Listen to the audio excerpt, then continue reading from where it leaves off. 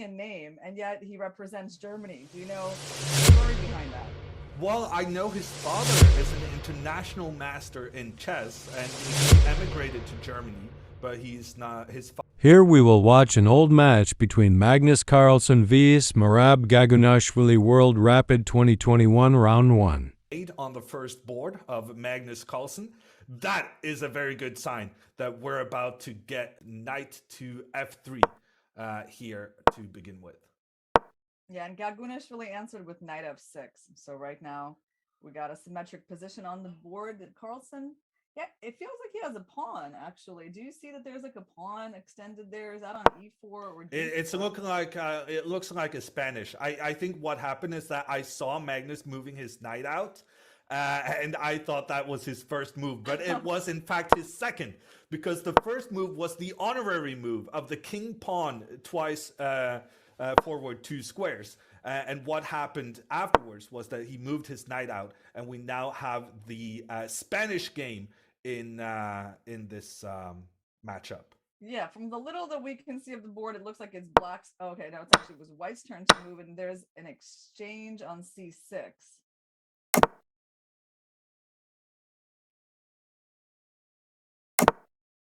Both sides have castled. So our angle of the board is not optimal. We're trying to figure out what's going on with these electronic boards that are supposed to be relaying the moves to the internet.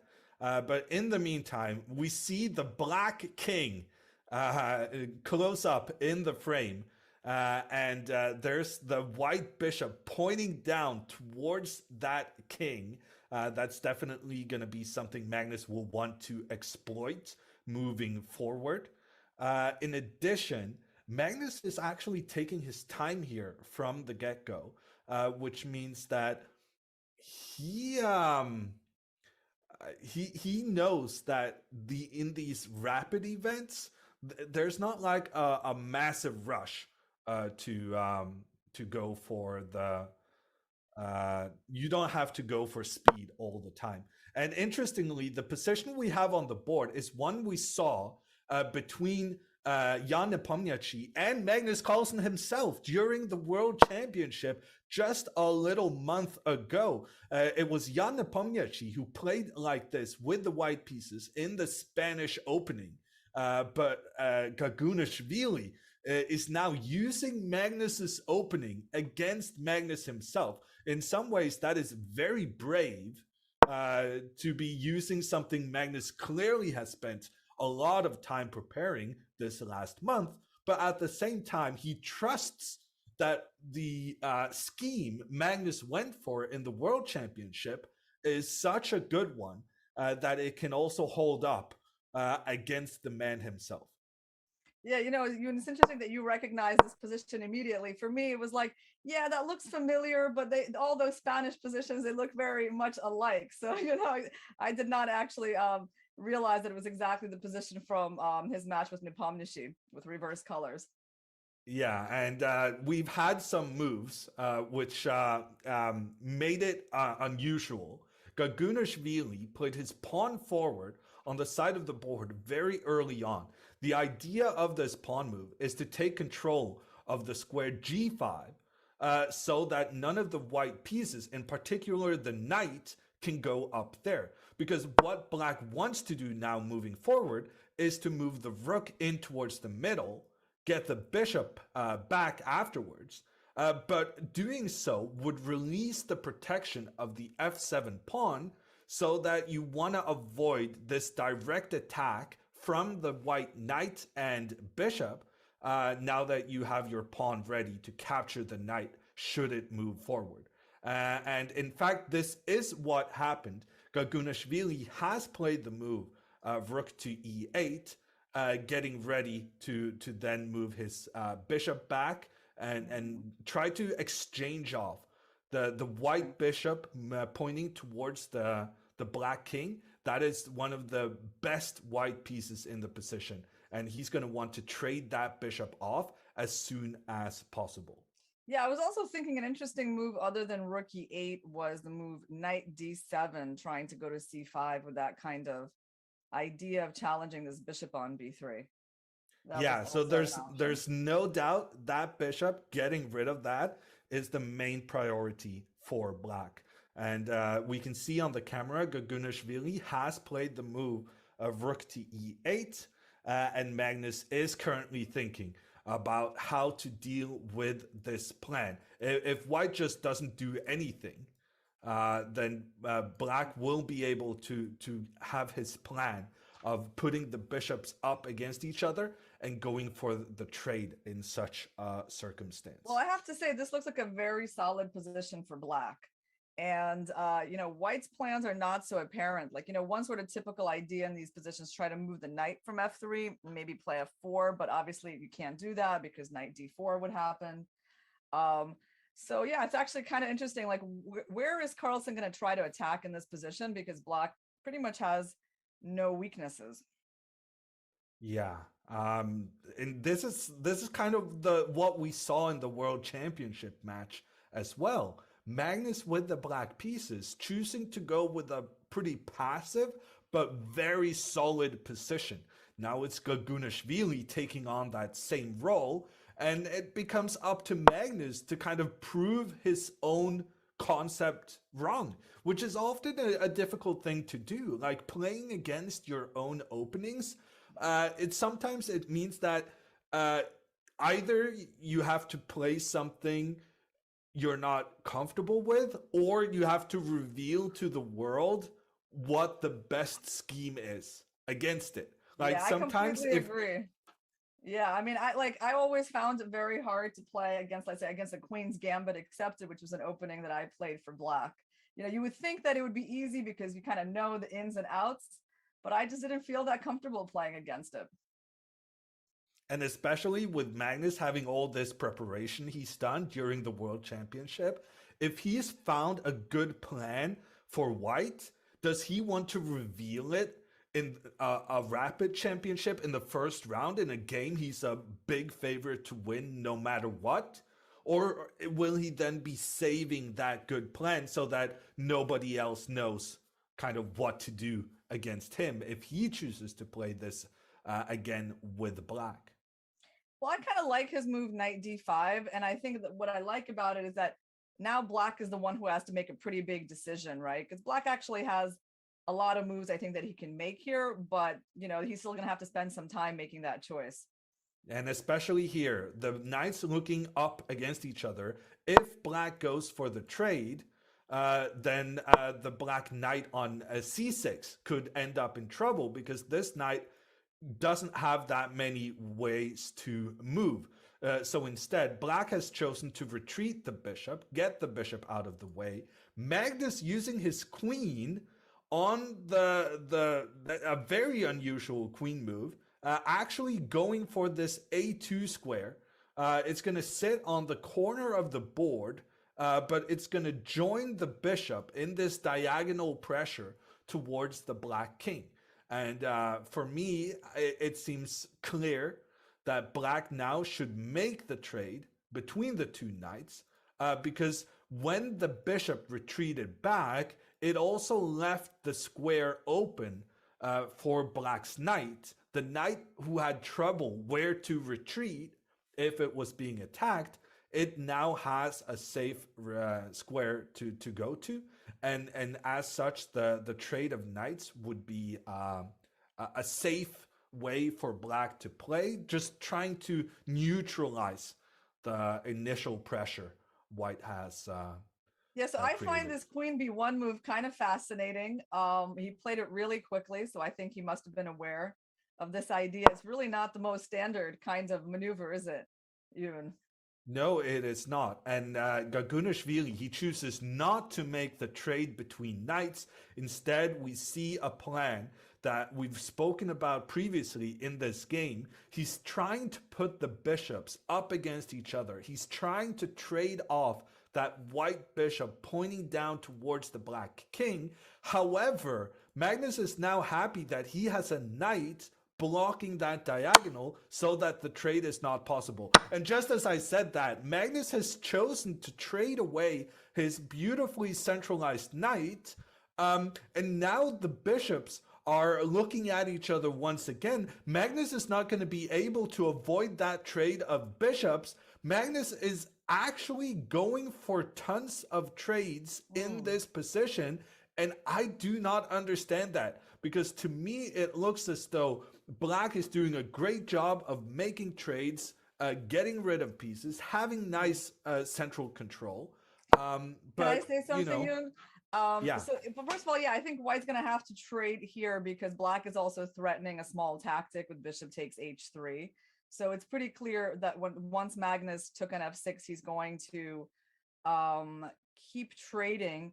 And maybe the idea is really to try to focus on the difference between the dark squared bishops, because the only really bad piece in Black's position is his bishop at f8. So I'm thinking maybe he's going to take on e6. If queen e6, queen 8, well, yeah, he did something different, but I was thinking queen a2 and maybe some kind of end game like that. But I like rook a6 because it's a nice tempo. And yeah, and then he's going to probably, I mean, it's hard to see how he's going to avoid trading on e6, right? Also, Black cannot capture on b3 here. He doesn't have that intermediate move because rook c6 is going to hit the c7 pawn and Black will lose a pawn. So I guess Black has to think about where to move the knight now. e7 looks like the natural choice. And then White still is, facing this threat of bishop takes b3.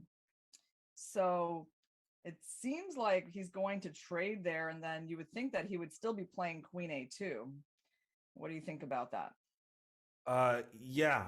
So Magnus's last move, moving the rook up, putting pressure on the knight. Now there are tactics, like Irina said, and that Black bishop having some opportunities both to trade with the white bishop and maybe causing some trouble over close to the white king. So yeah, I'm not sure what to think. To me it feels like Black has done a great job of making some really nice solid moves. Gagunashvili, he chooses to move the knight that was attacked. He moves the knight back. Magnus now goes for the trade between bishops. The Black knight resurfaces into the middle of the board with a great positioning on e6. But Magnus, on the other hand, he is saying that I'm controlling the side of the board. He moves his queen up, and now with the rook and queen on this A file, Magnus has complete control there. The only question is, what are you attacking? Because there's no black pieces on that file. Are you really achieving anything with that control? Yeah, I mean, Black is going to probably try to get some kingside play, although that's not, that's not easy to do because the bishop on d2 is controlling the f4 square. And yeah, I think the big question of this position is actually, how is Black going to improve that dark squared bishop on f8? What is the plan for that? I suppose he can actually try to go for some plans with f5, right? So maybe we are going to see like some kind of a g6 move, g6, and move the queen back, try to play f5. It's a little sad to move the queen back, but I think it makes sense, right? If your opponent is stronger on one side of the board, you got to make your own counterplay on the other side. So Black will be looking to the king side. Yeah, that is definitely an option. And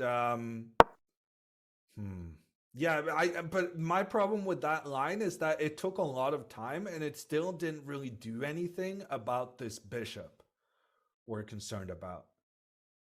Yeah, I mean, Um, there is also a very kind of typical plan of, g6, h5, and like king h7, bishop h6. Maybe you would be happier if I try to trade the bishop off like that. Of course, there's, bishop g, well, yeah, there's no bishop yeah, g5. I didn't follow all of those moves. So if you can go a bit slower, I do like the plan though.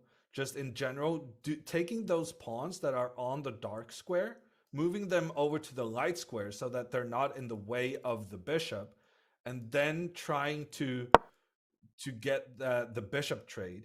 That would be very favorable for black. However, you will have noticed that I just went back and forth with the king in these variations. That's not what Magnus is going to do. So we have a 4-move plan for black, but Magnus is going to be allowed to make some moves as well. I have a more fun plan. 1 second. How about like black plays g5 and h5 and g4? How's that? That's very aggressive. I mean, I think it would be fun to play that way against Magnus, you know? So is that something, when you're playing against the pre-tournament favorite, would you say that you then go for extra aggressive moves, trying to make an upset, or do you try to play, or like do you lose your fare in terms of just going for it? Well, you know, I have to say I'm a little bit like not like super thrilled with what I see Gagunashvili doing, because have you noticed his last couple of moves? Don't they look a little excessively passive? Well, he did. Seven and rook c8. You did suggest moving the queen back. Yeah, that was one of my plans. That's when I was trying to go for f5, but I was trying to play on the king side. That was the main thing. Now he's obviously not going to play on the king side if he's playing moves like rook c8, right? He's just trying to defend you know, that one part of the board where white is better. So I feel like I'm not so much of a fan of that plan. And to answer your question about playing the pre-tournament favorite, it's not exactly the pre-tournament favorite. I mean, like, you're not just playing like some #1 rated player in some tournaments, you're playing, you know, the world champion. So I think against someone like that, I mean, you do want to try to bring, you know, something special to your game. Yeah. Yeah. But on the other hand, it puts a lot of pressure on your opponent, right? Because your opponent is expected by everyone to win. So if you play solid, you can kind of get your opponent to do something rash. And here, Magnus moves his queen into the middle of the board. Now, in general, I support putting the most powerful piece in the middle. It's just that this queen can be easily kicked away by the black pieces, namely by a pawn moving forward, threatening the queen, after which the queen would have to come back from where she came. However, Magnus is saying he's willing to spend 2 moves going back and forth with his queen if that means an opening for his rook along the 7th rank towards the black king. So it's a really interesting strategical game here where Magnus he doesn't have that clear of a plan moving forward. So he's willing to spend a lot of time literally moving back and forth just to provoke some weaknesses, some pawn moves in black's camp.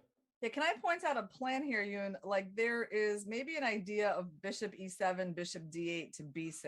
I mean, that would be a lovely improvement of that bishop. And I would feel a lot better about black's position if I saw that bishop there. And part of the idea in this plan would be to move your pawn forward. So if we once again do this thing where I just move Magnus's king back and forth to illustrate that we're doing a plan, pushing the pawn forward and then getting the bishop out, this would be a tremendous position for black, now pointing the bishop down towards the white king. The roles have been reversed. Earlier it was white's bishop pointing towards black's king. We got that white bishop traded off, and now it's black's turn again. And as such, isn't it a bit strange that Magnus kind of allows the c6 move, which was part of the plan, to be played, getting that pressure against the queen at the same time. And the queen goes back, and instead of doing Irina's plan with the bishop, which I quite liked, I must admit, Gagunashvili has gone for the trades. He's put the rooks up against each other. Magnus indicating that he would be fine with a trade of rooks. Magnus moving his queen for a 3rd move in a row.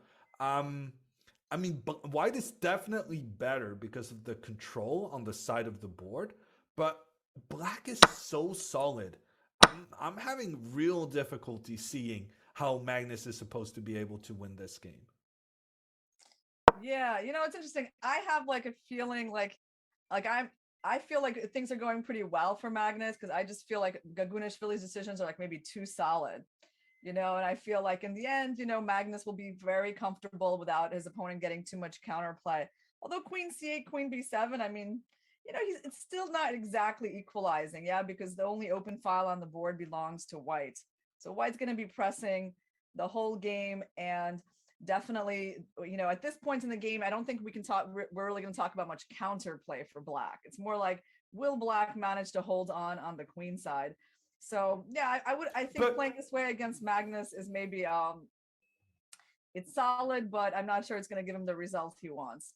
But if it was Nakamura or Wesley So with the black pieces, you wouldn't be saying this, right? Then you would say Black has done very well to neutralize White's initiative. I feel like Yeah. that I feel like you're judging Gagunashvili not on the level of his moves, but that kind of you feel like an attacking player like Gagunashvili playing a very strong strategic player in Magnus, he should be more aggressive.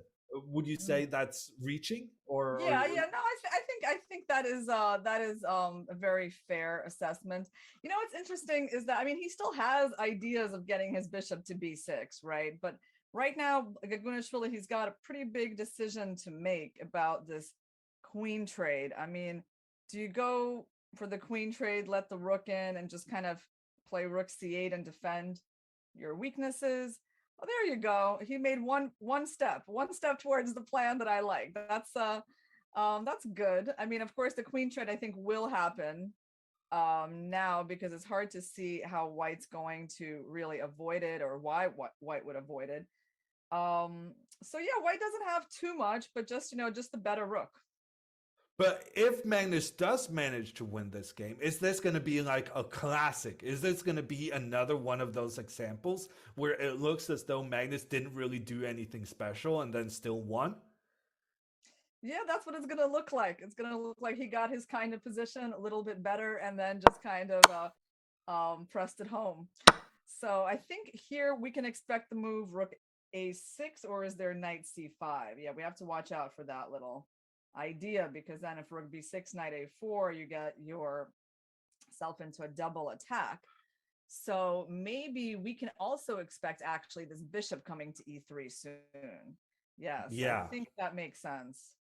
I agree. The bishop coming to e3 makes a ton of sense because we're now aware of Black's plan. Black is trying to get their bishop pointing against the white king, and when you can see your opponent's plan like that, it's just a question of can we avoid that?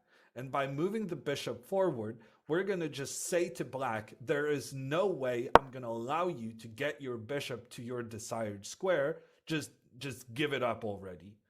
Instead, actually, Magnus goes for the move g3, in a pawn move in front of his own king. This pawn is taking control of the square f4, so the black knight can now not move forward there.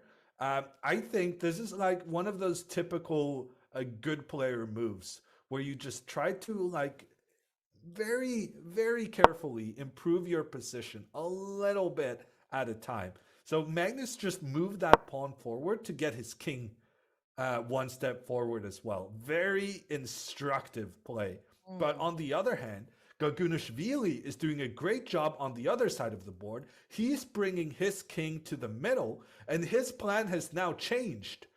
Black's plan right now is to get the knight back, and then the knight having that control of the corner square, he's going to offer the trade of rooks on the open file. If Magnus tries to stop this by moving his rook forward, then Gagunashvili will now be ready to get his king involved and helping out on that side of the board. So Gagunashvili trying, I think, to make an exchange of rooks happen, after which it would be very difficult to break down Black's position. Yeah, I agree. I really like his plan of bringing the king to the center. I mean, the king on, the king is a piece that is great at protecting weaknesses. Um, Also very helpful in the fight for the open file in the end game. So the king on d7 is going to be well placed, and like you said, for this plan of knight c7, rook a8, because if the rooks come off the board, white loses really the only source of his advantage. I guess the other thing is like white can go for small things. Like I was going to say pawn h4, pawn h5, try to fix black's pawns on the dark squares. Of course, the pawn can't jump up 2 squares. So if you would have moved it once, I guess black would have immediately answered with h5. So that's, easier said than done. And now Gagunashvili makes, let's see, of course, A quite a big decision dramatic here. move. Yeah, big decision. Yeah.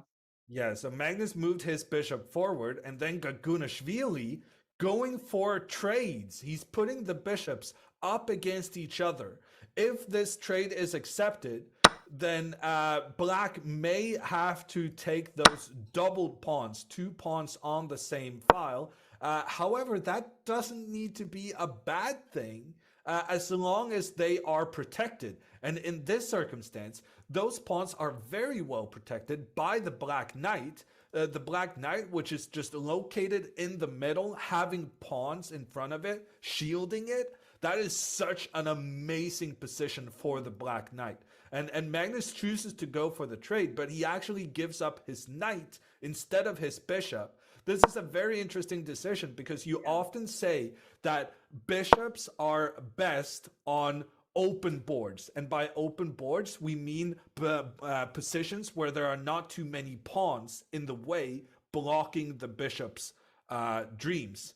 However, this is a position with 7 pawns for each player. So the fact that Magnus chooses to go for this, having that bishop versus knight situation, despite having so many pawns on the board, is an orthodox one, I would say. Well, actually, I'm thinking that I'm not so in love with this Gagunashvili decision. Like, I can understand it. I have a feeling like maybe allowing this bishop versus knight endgame is not going to be so easy for him. Like, his knight looks really good. Obviously, he's playing a very important defensive role. Again, black's position is really passive. Like, you just actually feel it getting more and more passive. At some point, white's probably going to play h4, trade, get the pawn to h4, then maybe play h5, and white is going to be looking for the infiltration on the king side. Okay, interesting. He took with the king, not the pawn. So I guess yeah, that surprised me a little bit, but And now if you look at the evaluation bar, the white black thing on the left hand side, the evaluation bar there actually took a turn in black's favor. And so there are circumstances here where this difference between having a knight and having a bishop is big enough for the advantage not only to go away from the white side, but also joining black side. So this is a very, very interesting situation. Knight versus bishop, the two pieces that when we're taught chess initially, we're taught that knights and bishops are about the same, but they have very different qualities. And this is like a textbook example of that, where Magnus goes against common wisdom in that he's chosen to go for a situation with the bishop, despite there being so many black pawns, being in a situation where they could potentially block the bishop in the future. But Magnus is saying, I don't care about what that bishop looks like right now. I care about what it looks like in 10 moves. So Magnus is anticipating that the board will have fewer pawns in the near future, and then he's going to be able to show the bishop's dominance over a knight. yeah, I mean, basically, so he surprised me a little bit by capturing with the king instead of the G pawn. So obviously now he's not going to be able to remove the G6 pawn so easily. And it seems like the only plan available for white, well, I mean, the main plan that stands out to me is this F4, F5 idea.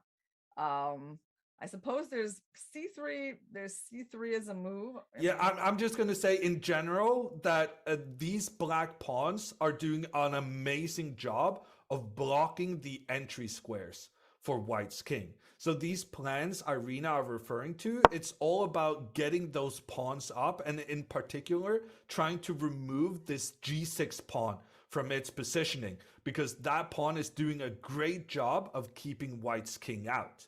So Magnus now is just searching for ways to infiltrate with his king. I just wanted to take a moment, first of all, to say hi to our Twitch chat. Guys, we are actually following the chat, so we'll be interacting with you. And if you've got questions for us or comments, we will be following that. And now back to the game. So yeah, it's going to be about whether White's king is going to be able to break through anywhere. Black plays an interesting move, d5. So I guess he's trying to open up the rook on c7. That makes sense. Yeah. Yeah, so it's illogical in terms of what we've talked about, that the trade of pawns in general favor the bishop, but the bishops are not the only pieces on the board. And if this trade were to happen, it would give life to the black rook, which is just that rook hasn't really been doing anything this game. And so gifting it some life would not be in Magnus's interest. Instead, he continues with this plan Irina recommended, with moving the pawn forward, trying to move it further forward, trying to eliminate some of these blockading pawns. Gagunashvili actually goes for the trade, and not only once, but twice. And now we have a situation where it is an open board, and the knight does not feel as safe anymore with these white pawns rushing down. So there's these two trades mark a very clear new strategy for Gagunashvili, because previously he's been going for the more pawns favor the knight strategy, but now he's basically just saying, I want to get rid of as many pawns as possible, because the fewer pawns on the board, the bigger the likelihood of a draw. Simply because, well, if neither player has pawns, you cannot get a new queen. And very often, sometimes even if you're down a bishop, you can make a draw as long as there are no pawns to become queen. Yeah, okay. I have to say, Gagunashvili, I think, is doing a good job so far. I know I've commented that it's like his he was trying to play a little solidly, but solid is not bad if your position is holding together. And right now, I mean, it seems like he's preparing the plan with f5. I mean, that's probably the reason for this kind of passive looking knight retreat. And I think Magnus saw that. He moved his king away. And by the way, f5 is still a move. Yeah, and he played it. And just putting his pawns on light squares away from the dark squared bishop. If white plays e5, then black will have a very nice blockade on those light squares. The knight will come back to e6. Otherwise, he's just going to capture on e4 and play knight f5. I actually predict a draw in this game at this point. How about, I don't think I'm going out on a limb to say that. Yeah. Yeah, no, I mean, I think Gagunashvili has played a great game so far. But I think I have seen Magnus do his magic too many times to confidently predict a draw at this stage. I'm gonna say that there are still pawns left, and as long as you're gonna think that Magnus is gonna win as long as he has one pawn left on the board. Yeah. Pretty much, yeah.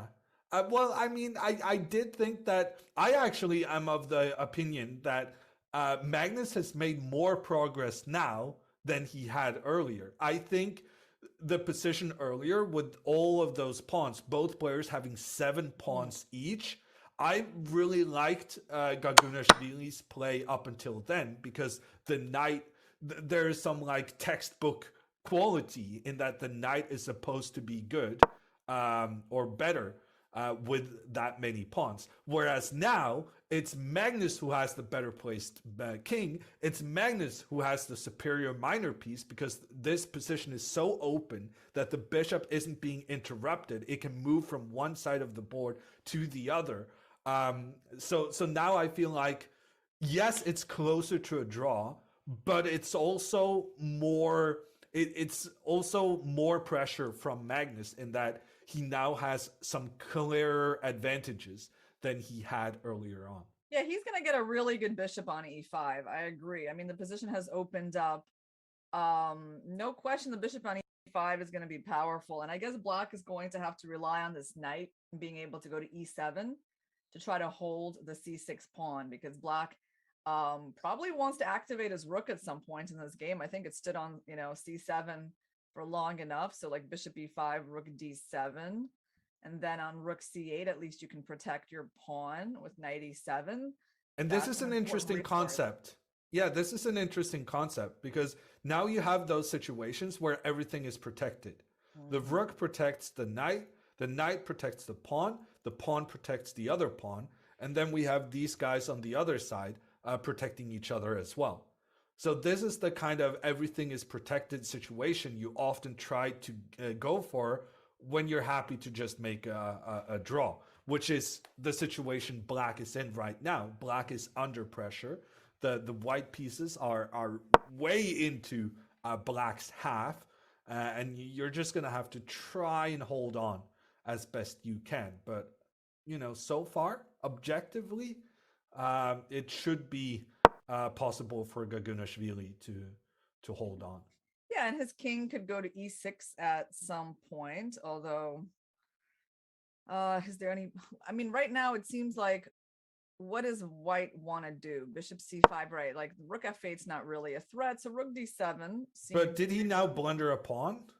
rook What if c8. Magnus Yeah, now tries to just get yeah, those rook pawns? c8, maybe there was knight e7 anyway, but bishop takes, rook takes, and like king d4. Yeah, No. I, Okay, I I mean, he missed played I missed the b4. trick there. He can always, I think, go for this pawn, so b4 makes sense to me. Okay, rook d2. So things are spicing up in this game. Actually, Magnus has a couple of minutes left, which is a nice thing for Gunashvili in his quest to make a draw. King e6 here looks pretty normal. King e6. Moving, Oh, there's rook a6, right? Or rook c7. it's always tricky when your opponent is clearly kind of enticing you to move forward. Do you do it or do you go back? And Gagunashvili chooses to go back. He's been on a very passive strategy this entire game. There's pressure against the white pawn on c2. Black is hoping to capture as many pawns as possible. And Magnus now with less than 3 minutes Yeah. left, he's gonna have to make some tough decisions on how to increase the pressure on Black's position. Yeah, I'm not sure I love this king e8 move, because I guess what he didn't want to go to e6 because he didn't want to lose the c6 pawn with check. So is he trying to say that like on rook Well, c7 he's going to be going like rook c2? But I mean, it feels like if he loses it, I mean, I think if he loses the c6 pawn, my bet would be that he's going to lose this game, because b5 is just going to be harder to protect. I think the idea is that he wants to keep this e6 square for his rook. So if you go with your rook to attack the black pawn, then I will be going with my rook to give a check, e2. forcing the king back. And then once again we have this kind of idea where one piece is guarding the pawns. The pawns are guarding a knight and pawn respectively. And you got this cooperation where all the pieces also are placed on the light squares, whereas Magnus has a bishop that moves on the dark squares. So in this situation, Magnus would not be able to kind of strike against the black's defensive formation. You know, the white king is on e5 now, and I'm starting to get terrified for black's position. This is not what I wanted, Yeah, this is why Magnus's move was so clever. So he says adios to the pawn on c2 because he felt it was more important to prevent the plan for the black rook going back into defense. And if Gagunashvili now captures the pawn, the white king can continue forward at will. And Magnus actually instead has chosen to go with his rook to c7. He's got that pressure against the c6 pawn. He's getting ready to get his king involved as well. It's looking very dangerous for black, but he is up on time and he is temporarily up on material. And as we can see by the evaluation bar on the left-hand side, it is an indicator as to who has the better position. And right now, it's basically equal in white and black, which means that it feels that there are opportunities here for black to salvage this position. And I really like Gagunashvili's plan here. He's gone with his rook, forcing the white king forward, which is bad. But on the other hand, in forcing the king forward, you're also getting the king away from the defense of the pawn on f4. And right now, it looks as though Gagunashvili's strategy of just getting rid of as many pawns as possible is a pretty good one. Yeah, so I think if white plays king g5 here, black has this move knight d4, right? And he's going to try to hold on to the c6 pawn for as long as he can. And obviously black would love for there to be a trade of white's bishop. So Carlsen, he took on g6. And so instead of protecting his own pawn, he's just capturing black. Yeah, well, I'm not really sure what he's counting on here. So what happens on rook takes f4? Is there a trick, by the way, with rook c8? Oh, and rook f8 at some point? He's using his king to attack the rook. Now the two black pieces are very dependent on each other. The rook moves away so that if the knight is attacked, the knight can move and at the same time give protection to the rook. So the square where he put the rook was of crucial importance there for Gagunashvili. Magnus down a pawn. He only has one pawn remaining. This is the key now for the Georgian player. Will he make an early upset, making a draw with the black pieces in the first round against the reigning world champion? What he has achieved is that white's king now is kind of cut off from the rest of the board. So if Gagunashvili kind of moves his knight now, yeah, I was thinking, how about knight e7 and on rook e6, just rook f7, and you can actually go for the king and pawn endgame. And I kind of like that setup for black because it's nice trying to get closer to the queen side, getting off, so the rook doesn't have to babysit him. And knight e7, and then eventually you'll play king d7 and make a draw. It seems pretty easy from here. Ooh, I wish I could be as confident, but having played against Magnus in the past, I know that you should never relax. Gagunashvili is incredibly close to the result he desires. He's now using his king to go after the white rook. He has no way of keeping his pawn on this side protected, but on the other hand, he's just getting his king over to make sure that the king is helping out. And Magnus giving a check with his rook. Interesting. He didn't take the pawn. Oh, because it was going to be a draw after knight e4. And then black was trying to get into a rook endgame. So why is this check dangerous right after king c7? I mean, he's not trapping the knight. So, I mean, it looks like black is getting closer and closer to that draw. Yeah, for sure. The only problem in black's position right now is the knight on g3. If this knight can get over to closer to its own king, then this is going to be completely fine for black. No problems. Shake hands. However, getting that king, that knight home is actually not that easy because there are some squares you need to avoid. Gagunashvili, he tries to just move his king back. I think, yeah, the king back, trying to attack the rook. The rook moved, but now once again, this knight does not have any clear squares to go to. I don't see how he's getting the knight out. Yeah, I was actually a little surprised by king d7 because I was thinking maybe he could just go and N- I was thinking about knight f5 there. Then there was going to be rook Okay, f6. Yeah. he's switching up the positioning of his rooks, and now he's choosing to protect his knight from the side. I'm guessing he wants to try and maneuver the knight from the right side to the left side of the board. If he is successful in doing that, this game will be a draw. And Magnus is also How about lower on rook time. e1 or something? I don't know. Try to stop knight f1. Yeah, rook e1 could try to prevent some of the knight. Magnus instead tries to move his king in towards the middle. Because on knight f1, there's still rook e2. I mean, he can still cut off the knight's exit, so he doesn't have to hurry. So if the knight tries to get back into the game, there's a problem with the rook attacking down towards the knight, but also down towards the black king. So the knight is not out of the woods just yet. Instead, Gagunashvili, he sees that his king placement is a potential problem. He moves the king away, also giving extra protection to his own pawn. Now he's ready to get that knight over to the left side of the board. Magnus tries to stop it, tries to give a check, trying to force that rook back from where it came. Well, the king does oblige. But Yeah, the I was thing thinking is, to go to d. Oh, this was really funny. There.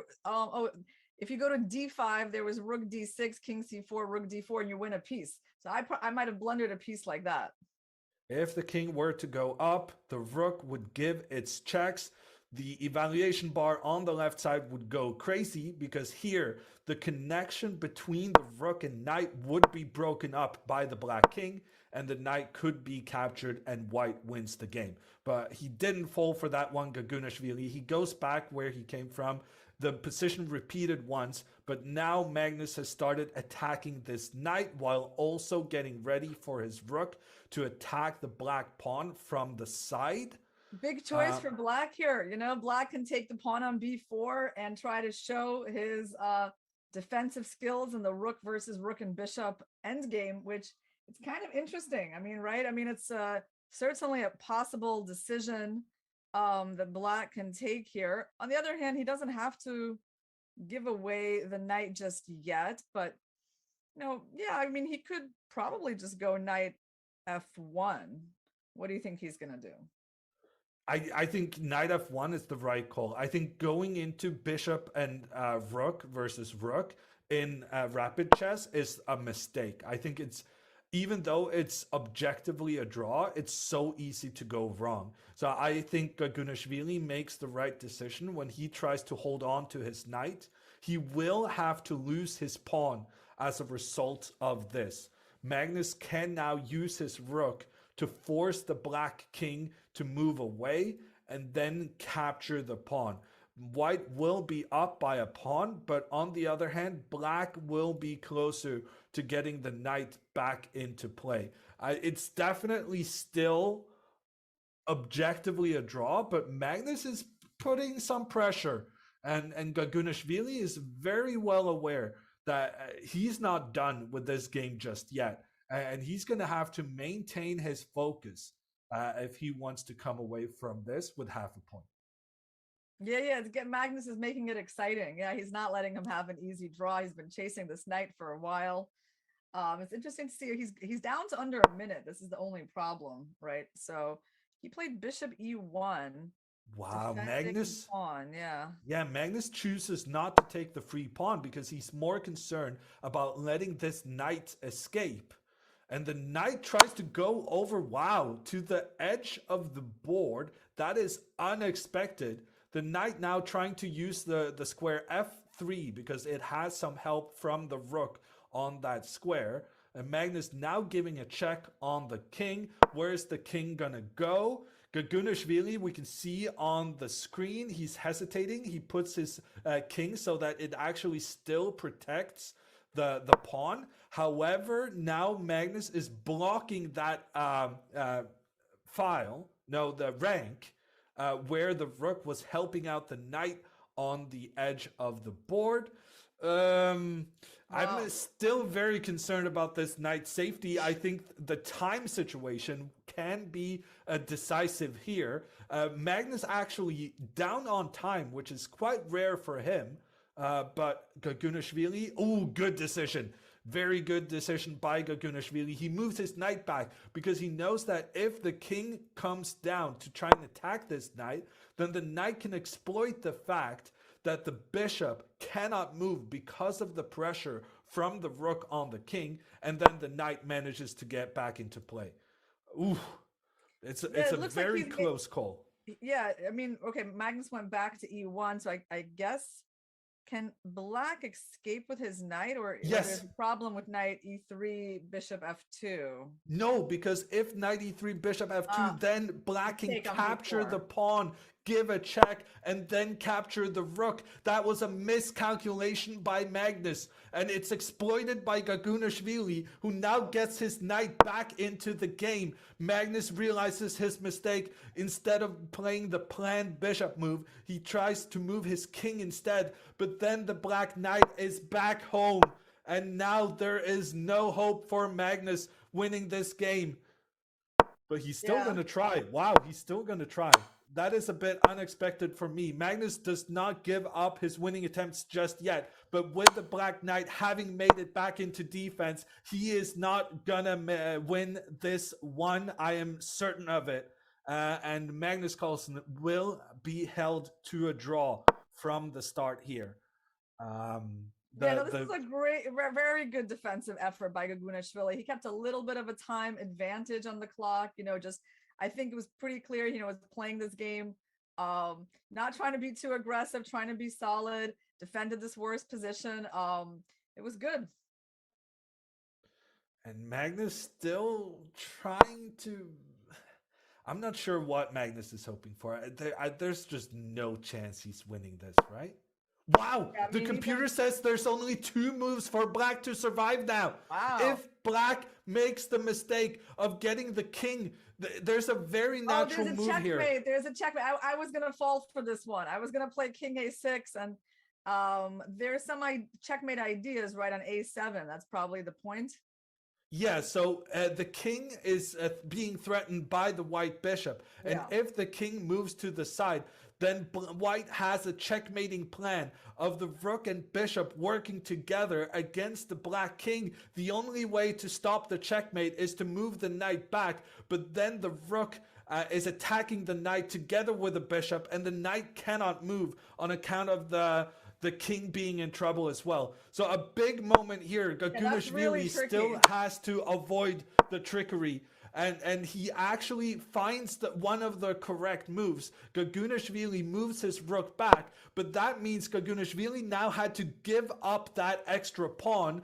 And Magnus once again creating something out of thin air. I really thought this game was over, but instead he's now up a pawn, trying to make something happen in a situation where Gagunashvili, for the first time in the game, is down on time. Gagunashvili down to just 20 seconds. It's still a draw position with correct play, but he's feeling the There's pressure lots of right ways now. to lose. There were all these moves that the knight could not make. You couldn't go to b7 or b5 because you were going to lose the knight. So yeah, no, I agree that like psychologically there's been a big turnaround with Magnus winning that pawn and the knight losing his outpost, and suddenly it's like we're back to chasing the knight around the board. Yeah, and that knight is struggling finding safe haven. He is trying to get the knight into this c6 square. I doubt Magnus will allow that. Yes, Magnus pushing his pawn forward to make sure that the knight doesn't get back into play. I think it's very likely that this knight will be lost at some point.